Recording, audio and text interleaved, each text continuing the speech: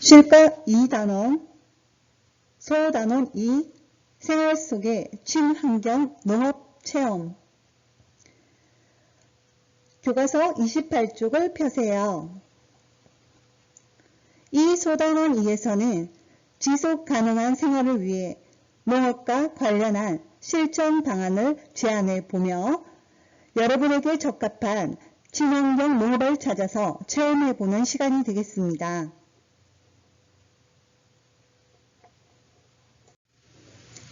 여러분이 직접 가꾸어 보고 싶은 농작물이 있다면 그 까닭을 이야기해 볼까요? 선생님은 어떤 종류든 좋으니까 과일 나무를 좀 키워보고 싶어요. 그래야 신선하고 맛있는 과일을 많이 먹을 수 있으니까요. 28쪽에 첫 번째, 지속 가능한 생활을 실천해요. 여러분 혹시 주변에 텃밭이 있나요? 그 텃밭에는 어떤 농작물이 자라고 있나요? 이번 시간의 학습 목표는 다음과 같습니다. 마음속으로 한번 읽어보세요.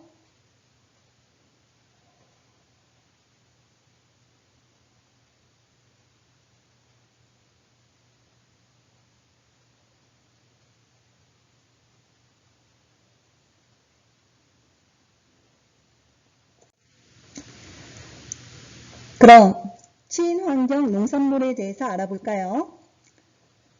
농약이나 화학 비료를 사용하지 않고 혹은 채소로 사용하여 생산한 농산물을 말합니다. 최근 쾌적한 환경과 건강한 먹을거리를 중심으로 지속 가능한 생활의 중요성이 커지면서 많은 사람들이 친환경 농산물을 찾고 있습니다.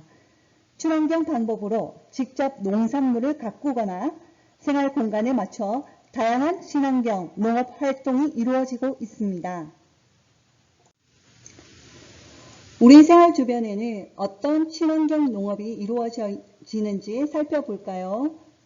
자투리 땅을 이용한 소규모 텃밭, 마당 텃밭, 상자, 발코니, 옥상 텃밭 등이 있고요. 다음 도시에 사는 사람들이 도시 가까이 있는 주말 농장 텃밭을 임대해서 주말마다 농사를 짓는 주말 농장도 있습니다. 그럼 도시 텃밭에 대해서 좀 뉴스를 보도록 하겠습니다. 최근 정원이나 옥상 등에서 각종 농작물을 키우는 도시민이 늘고 있습니다. 농업이 현대인의 지친 몸과 마음을 치유하기 때문인데요. 진화하는 도시농업의 현장을 강창구 기자가 취재했습니다. 고층 빌딩이 밀집한 도심 속 공원입니다. 말끔하게 꾸며진 공원에는 꽃뿐 아니라 고추에 토란, 들깨, 수수, 애호박 등 각종 농작물이 자라고 있습니다. 밭에서 자라던 농작물을 조경용으로 공원에서 재배한 겁니다. 수확을 앞둔 농작물을 공원에서 보니 마음마저 풍요로워집니다. 실내에서 키울 수 있는 채소도 봤고 야외에서 키울 수 있는 채소도 봐서 재밌고 관심이 생겼어요. 농업은 이제 도시에서 키울 수 없는 건 줄 알았는데 진화하는 도시농업을 한눈에 볼 수 있는 박람회가 경기도 화성 동탄 신도시에서 개막됐습니다. 식물을 벽에서 재배하는 바이오 월과 식물 매트, 식생 블록 등을 활용해 미세먼지 없는 건물을 만드는 기술도 전시됐습니다. 오감을 통한 식물 체험으로 스트레스 해소와 치유 효과를 체험할 수 있는 치유 정원도 볼 수 있습니다. 생활 속 작은 공간을 활용한 텃밭도 있습니다. 텃밭으로 시작됐지만은 최근에는 치유까지 발전하고 있는데요. 특히 환경 분야에서는 미세먼지 저감, 그다음에 실내 공기질 향상까지 다양한 기술들이 개발되고 있습니다. 농촌진흥청 연구 결과 텃밭 활동은 고혈압이나 우울증 등 성인병 극복은 물론 청소년들의 정서 순화에도 도움이 되는 것으로 밝혀졌습니다. 농진청은 앞으로 다양한 치유 농업 기술을 개발해 생활 속 농업을 활성화할 계획입니다. 연합뉴스TV 강창우입니다.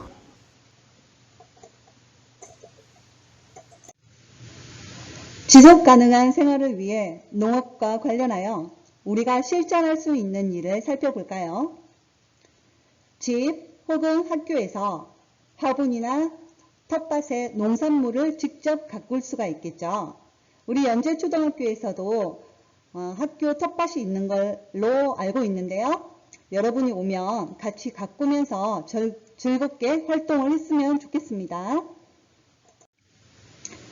두 번째, 친환경 농업으로 생산한 농산물을 이용해요. 우리나라에서는 친환경 농산물 인정 제도를 실시하고 있습니다. 정부가 검사를 통해 안전한 친환경 농산물임을 인정해주는 제도인데요. 화면에 두 개의 인증 마크가 나와 있어요. 첫 번째 유기농 마크는 화학 비료와 농약을 전혀 사용하지 않은 안전한 먹거리에게 주어지는 인정 마크고요. 두 번째 무농약 마크는 화학 비료는 권장량의 3분의 1 이내로 사용되고 농약은 사용하지 않는 그러한 먹거리들에게 인정해주는 마크라고 합니다.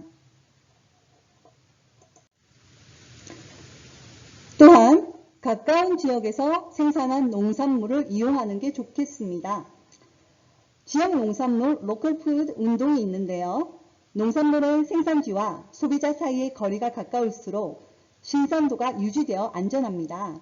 지역 농산물을 이용하면 농산물의 이동 거리가 줄어 수송수단에서 배출되는 온실가스의 양을 줄일 수 있는 이점도 있습니다. 친환경 농산물로 만든 가공물을 이용하면 좋은데요. 이런 가공물에는 친환경 콩으로 만든 두부, 된장, 두유 이런 것들이 있고 또 친환경 쌀로 만든 떡, 과자, 요즘에는 국수 같은 것도 잘 나오더라고요.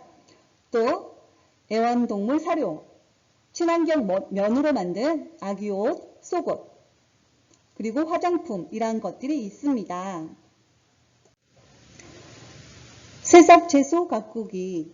새싹채소는 채소나 곡물의 싹을 틔워 얻은 어린 잎 또는 줄기를 말하며 영양소가 풍부합니다. 통과 물만 있으면 친환경 새싹채소를 가꿀 수가 있는데요. 선생님이 책에 있는 내용으로 새싹채소 가꾸기를 해봤는데 송곳을 사용하기가 좀 많이 어렵더라고요. 그래서 조금 더 쉬운 영상을 준비했으니 한번 확인하고 집에서 여러분도 실천해 보았으면 좋겠습니다.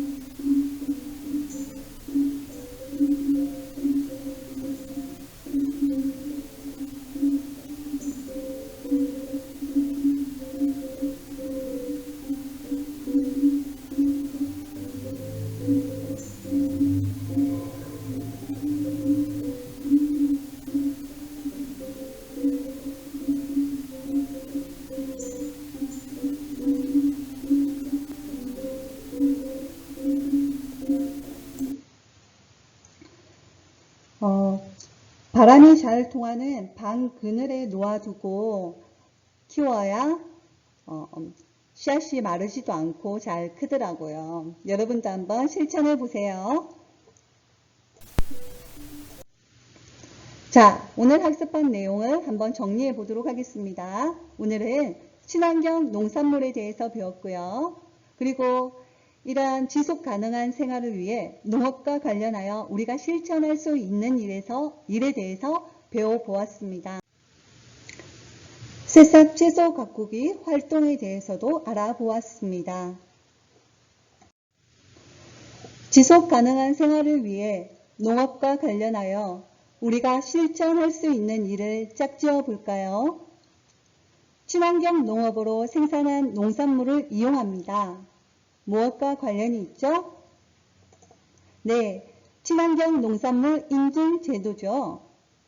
가까운 지역에서 생산한 농산물을 이용합니다. 지역 농산물 로컬 푸드 운동이죠. 집 학교에서 화분이나 텃밭에 농산물을 직접 가꿉니다. 발코니 텃밭, 교실 텃밭이 있습니다. 수고 많았습니다.